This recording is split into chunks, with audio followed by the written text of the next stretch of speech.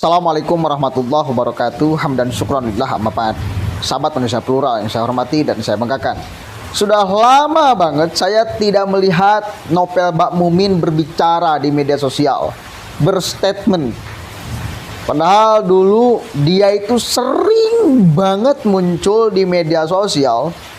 Mau apapun isunya, maka kemudian dia hadir dan selalu akan dikait-kaitkan dengan KM 50, FPI dan segala macem. Wah, pokoknya Novel itu seru kalau dia ngomong. Karena kalau dia ngomong itu banyak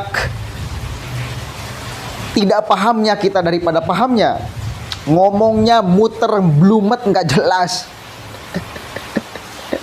Harus belajar, harus berlatih itu kepada Rocky Gerung si Novel.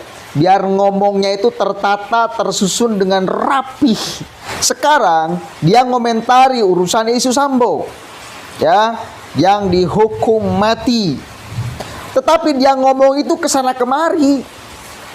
Bahkan dia sampai menyentil, nyinyir kepada organisasi Islam terbesar di dunia, itu Nahdlatul Ulama. Oke, sebelum jauh, kita lihat dulu apa yang diucapkan oleh Novel Bakmumin ini. Justru ada ormas yang nggak mendidik seperti ini. Dibiarkan pemerintah ini, yaitu boleh dikatakan tunduk kepada oligarki. Bisa mendukung daripada RUU, daripada HIP yang akan menghancurkan Pancasila sehancur-hancurnya, akan digantikan dengan Trisila, kemudian dihancurkan, diganti dengan Ekasila. Mereka menjilat kekuasaan. Akhirnya karena ulama-ulama su yang seperti itu, ulama maling, maka ormasnya sekarang masyarakat tahu menjadi ormas yang banyak oknum-oknum yang memang ormas-ormas yang distruktural daripada ormas itu menjadi maling. Bendaharanya maling. Kenapa? Karena mereka mendekatkan, menghancurkan nilai-nilai hukum itu demi kepentingan politik. Buat hukum, buat mereka nggak berarti penegakan hukum keadilan. Bagaimana mereka bisa menjilat kekuasaan, mereka bisa dapat tempat, walaupun harus menjilat juga oligarki, menghancurkan saudaranya sendiri, menyelakai daripada menzalimi daripada saudara sendiri, yang padahal kita berjuang untuk demi tegaknya Pancasila, demi tegaknya Undang-Undang Dasar, demi tegaknya ayat-ayat suci yang nggak pernah bertentangan dengan ayat-ayat konstitusi. Maka kita melihat orang-orang seperti itu akhirnya demi kepentingan politik mereka hancurkan hukum. Sudah hancur hukum ini, bahwa Indonesia ini sudah betul-betul rezim yang paling terparah untuk daripada penegakan hukum. Kenapa? Karena Indonesia yang paling parah, kita dihadapkan dengan dua kubu di hadapan kita yang nggak pernah selesai. Antara kubu pendukung penista agama dengan kubu yang membela daripada agama Allah. Dan justru mereka penjilat-penjilat kelompok-kelompok maling. Kelompok-kelompok maling nggak heran kalau menterinya bisa terlapor jadi penista agama, dugaan penodaan agama. Ustadznya, kiainya juga kok bisa menjadi terlapor penistaan dugaan terhadap penistaan agama. Dan kenapa saya sampaikan Indonesia ini sudah menjadi surga buat penista agama, sudah darurat penista agama, sampai menterinya terlapor, kemudian juga pernah terlapor daripada oknum daripada kasatnya juga pernah terlapor dengan dugaan-dugaan penistaan agama. Ini sangat memprihatinkan. Maka kita melihat hukum wibawa ini sudah sangat dihancurkan oleh mereka, dihancurkan oleh kepentingan politik, kepolitik mungkar, yang konstitusi mereka hancurkan, apalagi ayat-ayat suci sudah mereka singkirkan jauh-jauh. Karena kita melihat pernyataan-pernyataan sampai saat ini betul-betul pernyataan yang tidak mendidik, pernyataan-pernyataan yang menyesatkan umat. Hanya mereka yang mengikuti daripada orang-orang yang sesat itu hanya kepentingan-kepentingan hawa nafsu belaka, dan melainkan punya kepentingan untuk merubah ideologi negara ini. Kalau mereka sudah merontokkan daripada hukum yang ada, mereka akan bisa tegakkan ideologi mereka. Konstitusi mereka bisa hancurkan, apalagi dengan ayat-ayat suci mereka akan hancurkan. Itulah tujuan daripada bangkitnya daripada komunis, untuk melegalkan segala cara, untuk menghalalkan daripada segala cara. Selalu itu ya narasinya. Satu kali lagi, Pak Novel, Anda belajarlah menyusun kalimat, menyusun kata kepada Rocky Gerung.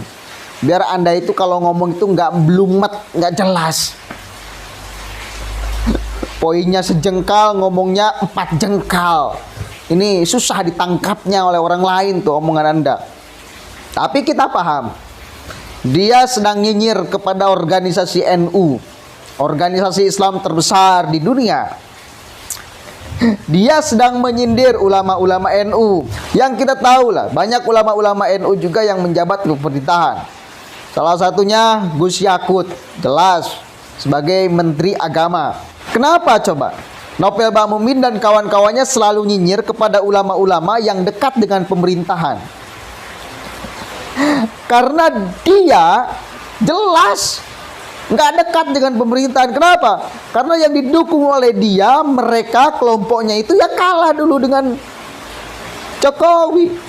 Kalau Prabowo jadi dulu, ya, maka 100%, 1000% mereka juga akan sama dekat dengan istana. Makanya di dalam hal politik janganlah kau gunakan narasi-narasi agama sebagai penghakiman ulama yang dekat dengan penguasa. Ya, Anda mengutip hadis Nabi. Oke, memang iya. Ada bahkan hadis Nabi riwayat Dailimi, itu pun hadisnya masih banyak yang mengkritik. Bahkan di dalam hadis tersebut Rasulullah SAW mengatakan, ulama itu adalah pewaris para nabi. Bila ulamanya tidak dekat dengan penguasa. Tetapi jika ulama dekat dengan penguasa, maka ulama itu membuat malu umat. Satu kali lagi, meskipun di dalam hal ini hadis itu banyak pro kontra. Banyak yang mengatakan bahwa hadisnya kurang sahih atau apapun lah ya. Yang jelas, semangat hadis itu saya kira bagus untuk mengontrol. Mengontrol jangan sampai ulama menjadi alat kekuasaan. Bahwa kemudian ulama berperan di dalam kekuasaan untuk memperbaiki bangsa ini, apa salahnya? Yang nggak boleh itu ulama masuk pemerintahan, masuk kekuasaan dengan maksud dan tujuan yang buruk, bukan yang baik. Oke lah, intinya mereka akan terus mengutuk, mereka akan terus berbicara, mereka akan terus menyudutkan ulama-ulama yang dekat dengan rezim ini.